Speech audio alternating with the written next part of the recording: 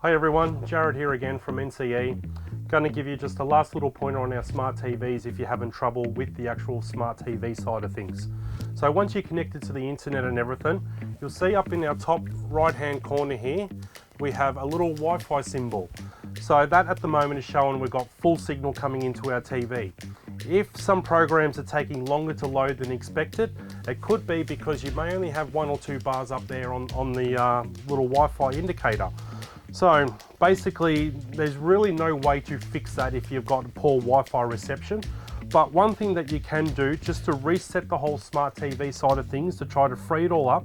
So we'll come all the way down to settings, we'll open up our settings, and then we want to come down and find device preferences. So inside of here gives you a couple of things. You can change the time and the date and language. But if we come all the way down to the bottom, you'll find there's a reset there. So if we actually reset the smart TV, it wipes all the kind of information that may have been saved on there, and it might have just got a bit clogged up with too much information. So by resetting it, we'll wipe it clean and you can start again. That normally frees the TV up and allows the Wi-Fi to work correctly again.